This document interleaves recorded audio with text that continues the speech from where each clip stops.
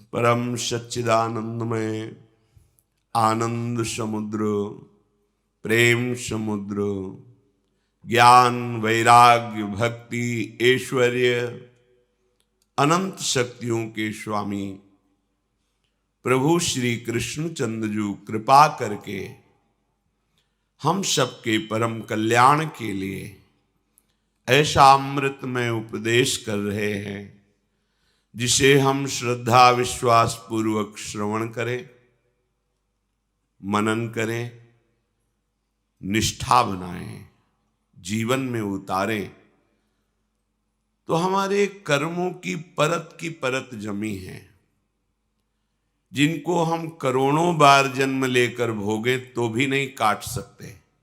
इतना कर्म भंडार है। वो सब प्रभु की कृपा से भस्म हो जाएगा। अहम त्वाम सर्वपापेभ्यो मोक्षयिष्यामि मा शुचः। मैं तुम्हें परम पवित्र कर दूंगा, निष्पाप कर दूंगा। हमारे ज्ञान में, साधना में, तपस्या में इतनी सामर्थ्य नहीं है कि हम अपने जन्म जन्मांतरों के जो कर्म संस्कार जमा हैं उनको भस्म कर सके। उन्हें केवल प्रभु ही कृपा करके नष्ट करते हैं। इसलिए चाहे जिस मार्ग का पथिक हो, चाहे गुरु रूप से हो, चाहे भगवान रूप से हो, वो आश्रय लेता ही है, क्योंकि बिना आश्रय के ये कर्म बंधन, ये कर्म संस्कार नष्ट नहीं होते, ये भोगने पड़ते हैं। कितना हम भोगेंगे? एक दो जन्म में खत्म हो जाने वाली बात हो तो भी है। पूर्व भंडार तो भरा हुआ ही है कर्मों का, और नवीन कर्म हमारे ऊपर से हो रहे हैं। कहीं सतोगुण की वृत्ति आई तो शुभ कर्म हो गए, रजोगुण तमोगुण बढ़ा तो अशुभ कर्म हो गए। बस इसी में हमारा पूरा जीवन जा रहा है।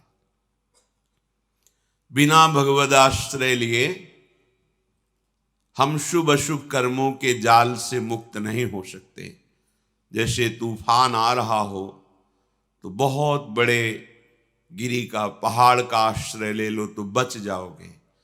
ऐसे ही माया की त्रिगुणात्मिका जो शतोगुण रजोगुण तमोगुण जनित अविद्या की वायु है, इस सब को बहा करके प्रपंच में नाना प्रकार के क्लेश, दुख, अशांति, शोक प्रदान करती है। अगर कोई बच पाया तो भगवान विश्वेश्वर के चरणारविंद रूपी पहाड़ का आश्रय लेकर मामेव ये प्रपद्यन्ते, केवल मामेव ये प्रपद्यन्ते। माया के तूफान की ताकत नहीं कि भगवान के चरण आश्रित को उड़ा सके, भ्रष्ट कर सके, नष्ट कर सके। नामे भक्ता प्रणश्यति। भगवान स्वयं आदेश करते हैं। कोई ज्ञान योग के द्वारा भेद भक्ति से मुझे प्राप्त करता है, कोई कर्मयोग के द्वारा मेरा विराट रूप अनुभव करके कि सब भगवान का स्वरूप है, तत्सुख सेवा भावना से चराचर जगत की सेवा करके मेरे को ही प्राप्त होता है। कोई अष्टांग योग के द्वारा चित्तवृत्ति का निरोध करके परमात्माकार वृत्ति के द्वारा समाधि भाव से मेरा ही साक्षात्कार करते हैं। पर भगवान को अधीन करने की एकमात्र वृत्ति है अनन्यश्चिन्तयन्तो माम ये जनाः पर्युपासते तेषाम नित्याभियुक्तानाम योगक्षेमं वहाम्यहम्। श्री भगवान कहते हैं अनन्यास, जो अन्य आश्रयों का त्याग करके केवल मेरा ही चिंतन करते हैं, ठीक प्रकार से मेरी उपासना करते हैं भली भांति से, अर्थात सांगोपांग, तो उनके योग क्षेम का वहन मैं करता हूं। वो निश्चिंत निर्भय निशोक होकर निरंतर मेरे भजन में लगे रहते हैं। ये जो प्रोत्साहन के लिए कहा जाता है कि 24 घंटे में आप कुछ समय निकालकर भजन कीजिए, ये प्रारंभिक बात है। प्रारंभ में मन भजन में महत्व बुद्धि नहीं रखता, रुचि नहीं है, प्रियता नहीं है, तो नाशे। ये तो सही है कि आप थोड़ा ही भजन प्रारंभ करें, निश्चित आपको सुख मिलेगा, दुख का नाश होगा, अर्थात पाप नष्ट होगा तो दुख का नाश होगा। पर ये बात वंदनीय या प्रशंसनीय नहीं है, क्योंकि श्री भगवान का आदेश है, मेरा निरंतर चिंतन करो। महापुरुषों ने कहा है कि निरंतर चिंतन उसी का होता है जो सबसे प्यारा होता है। वैसे सबको अगर विवेक मिल जाए और ध्यान से देखे तो सबसे जो प्यारा है वो केवल प्रभु ही है। जिस व्यक्ति से प्रभु अंतर ध्यान हो जाते हैं, वो चाहे जितना प्यारा संबंधी हो, फिर हम उससे प्यार नहीं करते, उसको नष्ट कर देते हैं, आग में जला के, धरती में समाधि दे करके, या जल प्रवाह करके, आदि आदि। अर्थात हमारा सबसे प्यारा जो प्रभु ही है, इकलौता बेटा है, वही पूरे संपत्ति का अधिकारी हो, पधार गया, अब रख लो, नहीं रख पाओगे। तुमने बेटा तो पांच भौतिक शरीर को माना था, जो अंदर था उसे तुम्हें परिचय ही नहीं है। जब परिचय नहीं तो संबंध कैसा? लेकिन वो कहते नहीं, वो जो था वो तो चला गया, अब ये तो माटी है, शव है, अब तो ये शरीर है। तो तुम प्यार किससे कर रहे थे? शरीर से नहीं कर रहे थे क्या? अब प्रश्न खड़ा हो गया। वो अनजाने में भी शरीर से प्यार नहीं कर रहा था, जो प्रभु है उन्हीं से प्यार कर रहा था। पर ये सत्संग के द्वारा जब अज्ञान का नाश हो जाता है, तो प्रभु में महत्व बुद्धि करके जब हम देखते, तब हमारे अंदर निरंतर भजन की वृत्ति आती है। अभी वस्तु में, व्यक्ति में, पदार्थ में, अनुकूलता प्रतिकूलता में इतना मन महत्व कर लिया है कि हमारा भजन छूट जाता है। भजन छूटने का कारण प्रभु से बढ़कर कुछ मान लिया है, इसलिए भजन छूटता है। सच्ची बात, अगर प्रभु से बढ़कर कुछ ना माने तो भजन स्वाभाविक होगा, स्वाभाविक। क्योंकि जिससे प्यार होता है, जो सबसे प्यारा होता है, वो भुलाया ही नहीं जा सकता। वो स्वप्न में भी वही आता है, जागृत में तो रहता ही है, सुषुप्ति में भी उसी में स्थिति रहती है। जागृत स्वप्न सुषुप्ति स्फुरत में राधा पदाब्ज छटा। निरंतर स्मृति उसी की होगी जो सबसे प्यारा है। भूल से हमने यहां सबसे प्यारा अपने शरीर को मान लिया, भूल से हमने यहां सबसे प्यारा दूसरे के शरीर को मान लिया, सबसे प्यारा पद मान लिया, सबसे प्यारा रुपया मान लिया, भोग मान लिया। ये सत्संग साधना भूल मिटाने के लिए है। सच्ची मानिए, कुछ नया प्राप्त नहीं करना है, जो आपको प्राप्त है उसी का अनुभव होता है। ये बात पहले समझ में नहीं आती, गुरु कृपा से जब अध्यात्म की ऊंचाई पर वृत्ति पहुंचती है, तब ये समझ में आता है कि जिसे हम खोज रहे थे वो कहीं और नहीं है, वो हमारी आत्मा है। आत्मा से बढ़कर कोई प्यारा नहीं। आत्मा हरिवंश प्रगट परमानंद किशोरी महात्मानम, वो हमारी आत्मा है। ये जो हम भूल करके उसी को भूल ना मानकर सत्य माने, यही बड़ी दुर्दशा है। जो हमसे भूल हो गई, यदि हम उसे भूल मान लें तो हम मिटा सकते हैं, पर हम भूल को भूल ही नहीं मान रहे, उसे सत्य मान रहे हैं। गलती को गलती मान लिया जाए, हृदय से पश्चाताप किया जाए, तो आगे आने वाली गलती रुक जाएगी। पर हम इतने चतुर बनते हैं कि गलती को भी प्रमाणित कर देते हैं कि हम गलत नहीं है, ये गलती नहीं है। सोता हुआ पुरुष तो जगाया जा सकता है, पर जो सोने का नाटक कर रहा है उसे नहीं जगाया जा सकता। ऐसे ही भूल हुई सुधारी जा सकती है, पर भूल को भूल ना मान करके उसे सत्य और गुण मान लेना, यही हमारी सबसे बड़ी दुर्दशा का कारण बन गई। ये वृत्ति जो भूल है, ना हम कभी शरीर थे, ना हम शरीर हैं, ना हम शरीर रहेंगे। पकड़ के देख लो, पकड़े हो शरीर को, कहां गई बाल्यावस्था रोक लेते, कहां गई यौवन अवस्था रोक लेते, अब आ रही मृत्यु अवस्था रोक लेना भला। तुम्हारे बस में है, तुम्हारा शरीर कुछ समय के लिए नष्ट हो जाएगा, तो भूल मिटा लो पहले से। तुम्हें कोई जबरदस्ती किसी प्रिय वस्तु से अलग करे तब तुम्हारी दशा क्या होगी। और यदि मुझे पहले से पता है कि वस्तु छिन जाएगी और हम पहले ही उससे अपनापन हटा दें, तो जब छीनेगी तो आपको लगेगा हमने तो पहले ही त्याग दिया था। अंत ही तो ही तजेंगे पामर तू न तजें अब ही ते, ये सब तुझे छोड़ देंगे जिन जिन को पकड़ रखा है। फिर तेरी दुर्दशा होगी कि इनकी आसक्ति नया जन्म कराएगी। अगर विवेक है तो इस भूल को मिटा दो। अध्यात्म मार्ग भूल मिटाने के लिए है, भूल को पुष्ट करने के लिए नहीं है। हम अध्यात्म का भी प्रयोग भूल पुष्ट करने में करते हैं। शरीर स्वस्थ रहे, खूब भोग भोगूं, जो चाहूं वो प्राप्त हो जाए, ये भूल है। सच्ची मानिए बड़ी भूल है। इसी भूल को, इसी अज्ञान को, इसी मिथ्या भ्रम को मिटाने के लिए श्री भगवान स्वयं अवतार लेते हैं, लीला करके, उपदेश करके जीव को परम पद प्रदान करने वाले मार्ग बताते हैं। इसी रूप में भगवान सद्गुरुदेव का रूप धारण करते हैं। इसी भाव को पुष्ट करने के लिए विविध संतों के रूप में प्रभु विचरण करते हैं। प्रभु की कृपा का साक्षात वपु भगवत प्रेमी महात्मा जन है।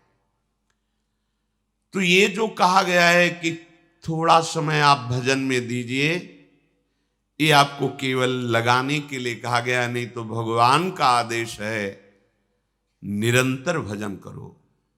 अनन्यस चिंतयन्तु, अनन्य चिंतन, अन्य चिंतन ही ना होने पावे।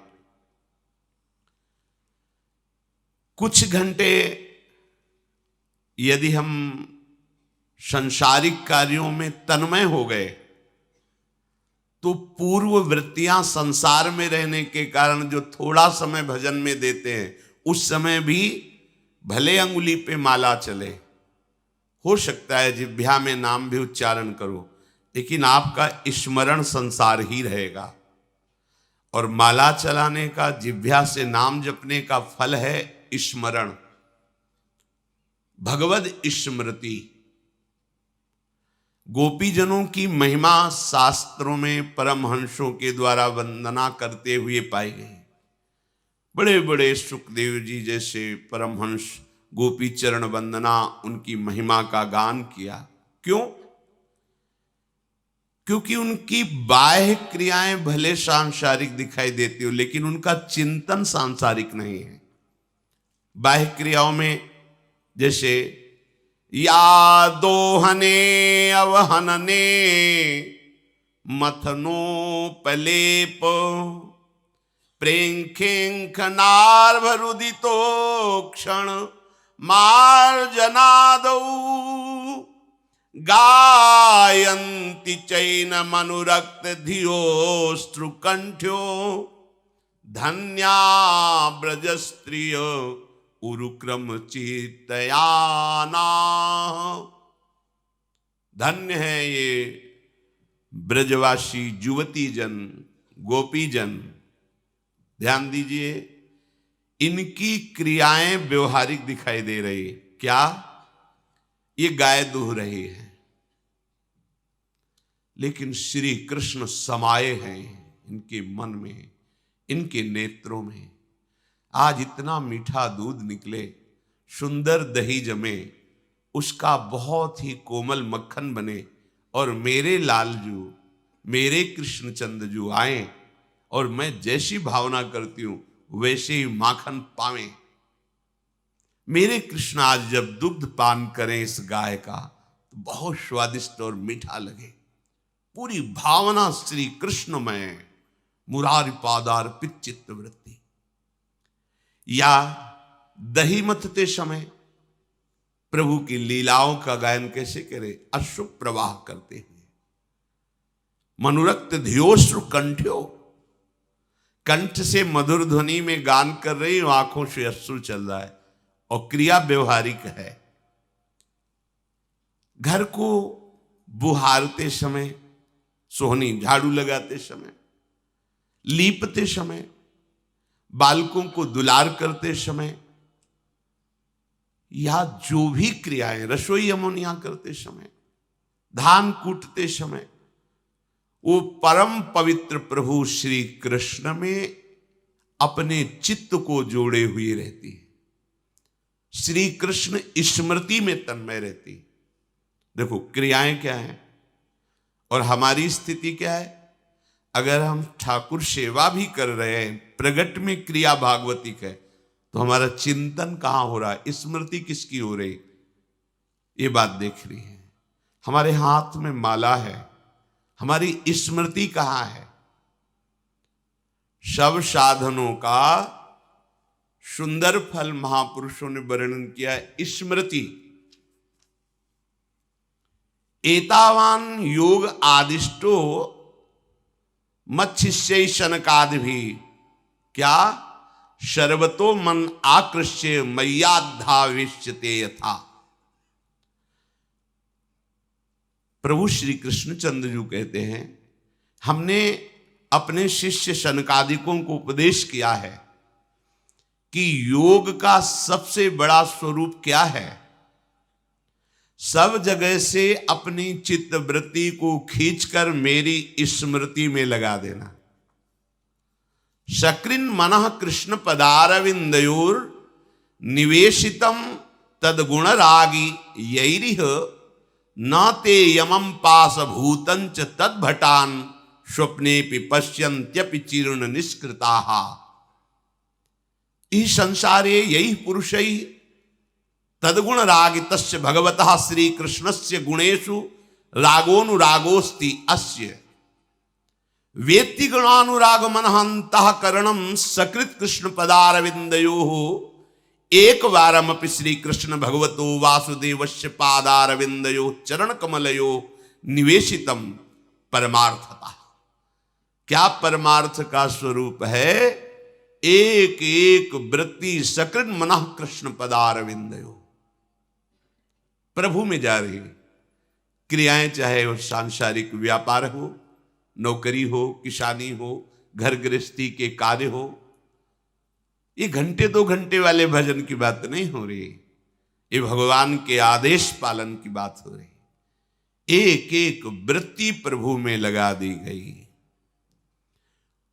कोई भी भूत प्रेत पिशाच राक्षस यमराज के दूत या यम या स्वयं काल उसे डर पा नहीं सकता जिसकी वृत्ति प्रभु के चरणारविंद में समर्पित हो गई।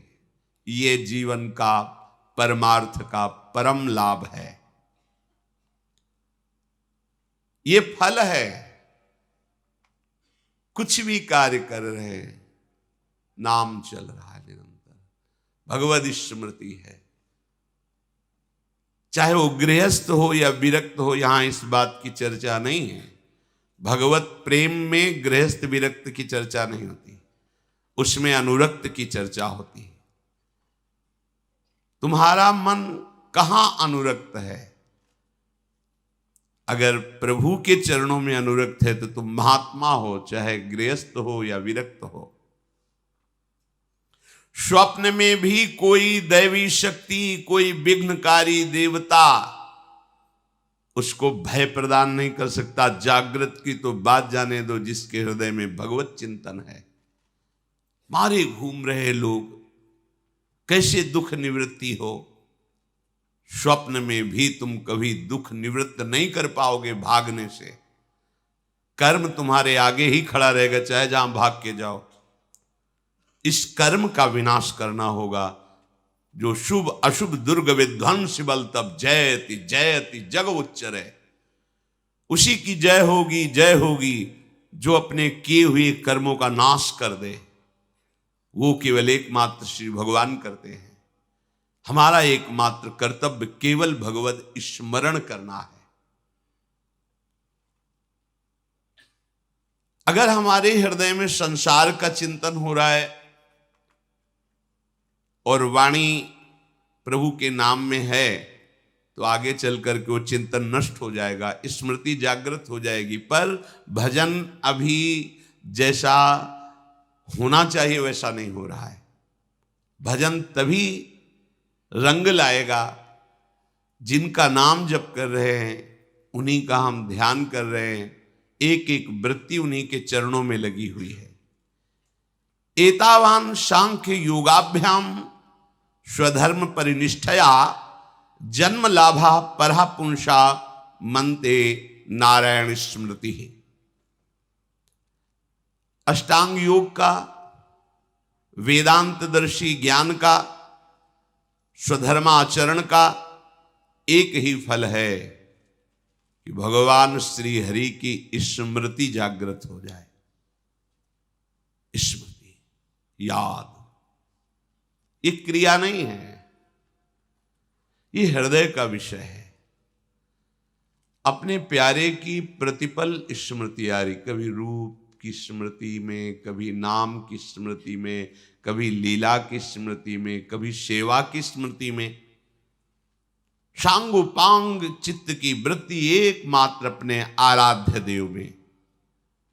तस्मात् सर्वात्मनः राजन हृदयस्थम कुरु केशवम म्रियमाणो प्रवहिता ततो याहि पराम गतिम। इसलिए तुम्हारा परम कर्तव्य है मृत्यु आने के पहले ऐसी स्थिति बना लो कि अब और कछु न सुहाए, तिनको जुगल सेवा सुख पगी। निष्देवश जानत नाहि सजनी, एक रस भींजी रहे, एक रस भींजी रहे। श्यामा श्याम की रूप माधुरी में आसक्त चित्त उनको दुलार करने में लगा हुआ है। जीते जी ऐसी स्थिति बना लो कि स्मृति में केवल एकमात्र प्रभु रहे। अविस्मृति कृष्ण पदारविंदयो हो क्षिणोत्यभद्राणि च सम तनोति सत्वस्य शुद्धिम परमात्म भक्तिम ज्ञानम च विज्ञान विराग युक्तम। जो सदैव आराध्य देव भगवान श्री कृष्णचंद्र जी के स्मरण में तत्पर रहता है, अविस्मृति, कभी भूल नहीं होती।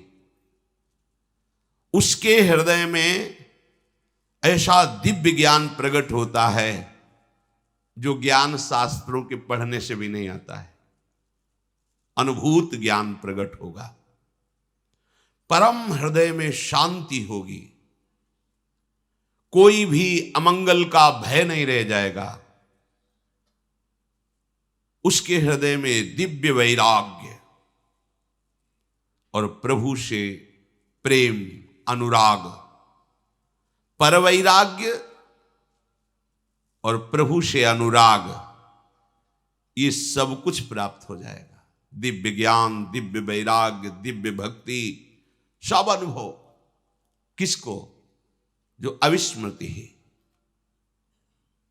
कृष्ण पदारविंदयो वासुदेव चरण कमलेभ्यो अविस्मृति अविस्मरणम। कभी अविस्मरणम नहीं होता, कभी नहीं भूलते। उठते बैठते चलते फिरते खाते पीते सोते जागते क्रिया रहित क्रिया सहित केवल भगवद स्मरण। आप कह सकते हो काम करते हुए फिर कैसे स्मृति रहेगी? जब युद्ध करते हुए स्मृति है तो इससे बड़ा कोई तुम्हारा कार्य नहीं है। तुम्हारा अभ्यास कमजोर है, इसलिए जब तुम क्रिया में होते हो तो भूल जाते हो प्रभु को। नहीं, सच्ची मानिए, कोई भी ऐसी स्थिति नहीं जिसमें अविस्मरण हो जाए। अभ्यास, अभ्यास योग युक्त चेतसा नान्यगामिना। जो उपासक अभ्यासरत रहता है, बहुत सुंदर सेवाएं होती हैं।